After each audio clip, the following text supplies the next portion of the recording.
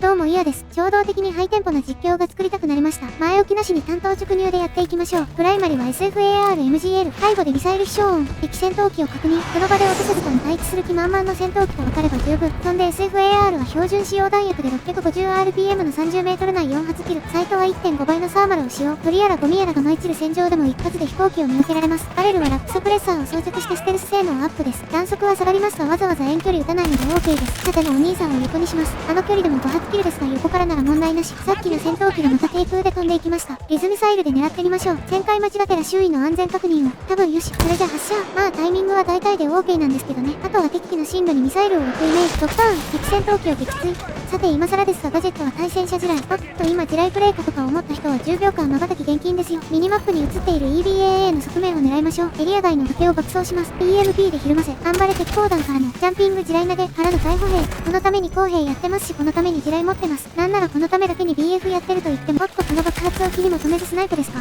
奇襲してビークル破壊。これだから突撃公兵はやめられない。さあこのまま敵戦線に風穴を開かれてき。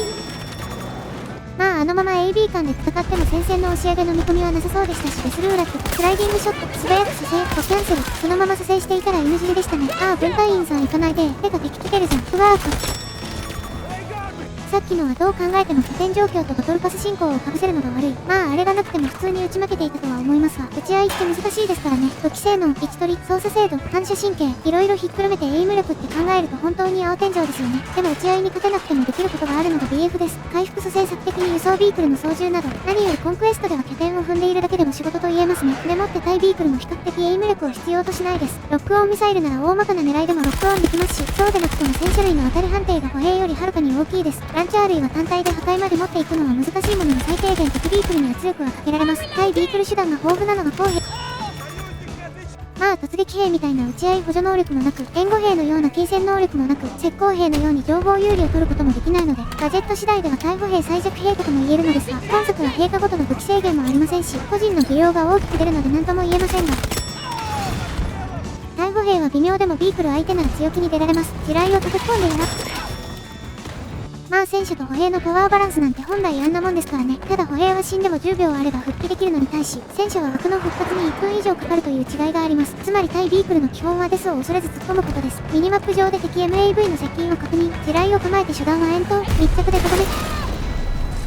リスポーンまで4倍速しつつ小ネタを1粒。リスポーン画面ではスポットされた敵の場所をじっくり確認できます。輸送機で湧いて即折りします。先ほどのリスポーン画面で確認したワイルドキャットを狙います。およそ2分前に見せた通りワイルドキャットはアンダーバレル鉄砲弾1発と地雷1発で近づきます。地雷1発で済むので撃破後も地雷を2つ持ち歩けます。理論上は体力最大のワイルドキャットと MBT を補給なしで仕留められるというわけです。しかしこの距離はさすがに地雷は届かないので、頑張れ鉄砲弾からのデスミサでとどめ。